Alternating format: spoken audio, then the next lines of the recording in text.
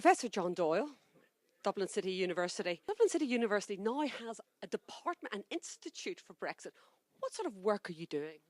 What we're trying to do is bring together international lawyers, political scientists, economists to look at the sort of multidisciplinary challenges that Brexit's going to bring. We set it up immediately after the referendum because we knew the needs of policymakers and the public for factual information about what the consequences for Brexit might be and what challenges there would be in finding solutions to those problems. And that's why we set it up. Initially on a 4-year basis, to suspect with the transition period, the need to study Brexit will go on for a bit longer than that. Based in Dublin, are you taking a specifically Irish approach to this issue and dealing uniquely with Irish questions linked to Brexit? We're taking a pan-European perspective. Obviously, Ireland has very particular interests with Brexit. We'll be the only state with a land border with the European Union. We're the state that has the most economic exposure to Brexit. But the problems that we're facing are European problems, and the solutions certainly have to be European solutions. So we're working with colleagues right across the European Union member states.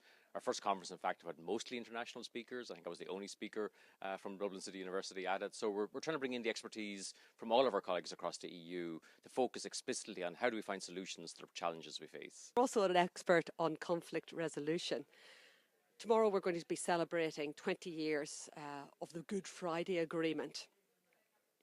Do you think that agreement can survive a Brexit? I think there's lots of things to celebrate. We've 20 years of peace. That's a remarkable achievement. A transformation of policing from a police force that was entirely unacceptable to the nationalist community, the one that's now broadly acceptable. And Northern Ireland is just unrecognisable to anybody who travelled there in the 1970s, 1980s compared to today. So challenges aside, we're in a celebratory mode in the first instance. But it'd be very naive to believe there is no challenges. Brexit presents a fundamental challenge to the Good Friday Agreement. The Good Friday Agreement left the future constitutional position open-ended. So people could read it in different ways, hope for different things, but accept that they would achieve those objectives through peaceful means. It was also premised that both parts of the island of Ireland would be inside the European Union and therefore would grow closer together on practical issues, whether it's animal health or tourism promotion, and the customs posts on the border were gone and the security installations went after them.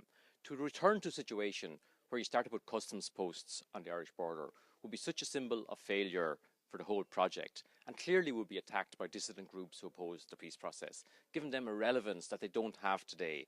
You don't need to be a military mastermind to blow up a customs post on a rural road in the middle of the night. And inevitably the British state would have to rebuild them bigger and stronger with first of all police and then army protecting them. And so that's where I think the existential challenge of Brexit to the Good Friday Agreement is. And that's why we need a institutionalised solution which keeps the border open, not just to avoid lorries having to queue, but to save the essence of the peace process itself.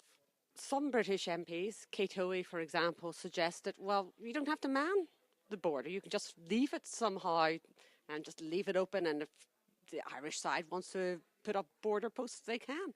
What do you think about that suggestion? I don't think it's a very serious suggestion. I think both the European Union and the United Kingdom have clearly indicated that if the UK is not inside the customs union, then there have to be some checks. The UK presumably would want to check illegal migration coming in, possibly from the south of Ireland in those circumstances. Without a deal, just pretending the border doesn't exist and it's not going to be checked, I think it's not a serious proposition and would not be the outcome.